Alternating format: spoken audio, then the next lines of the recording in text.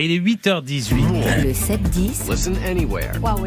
وحده من سوريا sur France Inter. Géopolitique, bonjour Pierre Aski. Bonjour Nicolas. Pierre, vous vous intéressez à l'impact européen de la crise politique française. Il y a un paradoxe saisissant. Les élections européennes qui devaient provoquer un séisme s'achèvent sur une relative continuité dans les grands équilibres. Mais la crise a éclaté là où on ne l'attendait pas, en France, avec le risque de conséquences sérieuses en Europe. Ce soir, les dirigeants des 27 se retrouvent à Bruxelles pour un premier tour de piste autour des top jobs, les principaux postes de l'UE, les présidents de la Commission, du Conseil, du Parlement et le haut représentant pour les relations internationales. Sauf grande surprise, la présidente de la Commission sera toujours Ursula von der Leyen, avec la même majorité composée du Parti populaire européen, le PPE de droite, des socialistes et des libéraux. Ainsi, les socialistes, y compris les Français, sont associés avec la droite au niveau européen, mais ont conclu une alliance à gauche en France.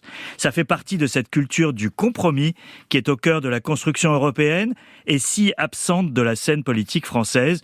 On a l'habitude, sauf quand la crise surgit au niveau national. En quoi cela affecte-t-il l'Europe ? Alors, on n'a pas beaucoup parlé d'Europe pendant la campagne des européennes. Alors, on ne va pas, dans cette élection nationale, l'évoquer. Les enjeux sont ailleurs. Mais ne pas en parler ne signifie pas que ça n'a pas d'impact. Sans le dire à haute voix, la majorité de nos partenaires ont plusieurs scénarios catastrophes en tête. Le premier est celui d'une victoire du Rassemblement national, qui a longtemps flirté avec le Frexit ou la sortie de l'euro, et dont ils ne savent pas trop quoi attendre sur ce plan. Mais ils savent qu'un gouvernement RN en France représente une mauvaise nouvelle pour l'Ukraine en raison de ses liens avec Poutine. Mais l'autre scénario qui les effraie le plus, c'est celui de l'impasse politique, d'un risque de paralysie ou pire, de chaos dans un des pays clés de l'Union. Dans tous les cas, c'est un des moteurs de l'Europe qui sera en panne au pire moment. Et pourquoi au pire moment ?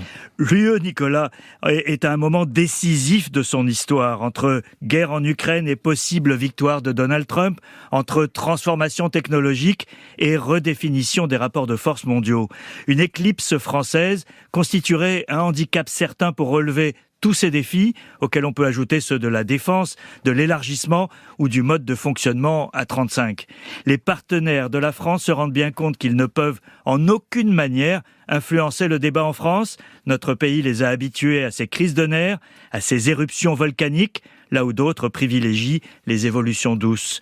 Il y a 6 semaines, Emmanuel Macron mettait en garde dans une interview au magazine The Economist que l'Europe courait un danger mortel. Il serait paradoxal qu'il ait lui-même précipité le danger qu'il pressentait par sa dissolution hasardeuse, qu'un bon connaisseur de la France comparait la semaine dernière à la décision de David Cameron de provoquer le référendum sur le Brexit en 2015. Le Premier ministre britannique était convaincu de le gagner, mais il a plongé le Royaume-Uni dans une crise durable. Pierre Aski, merci.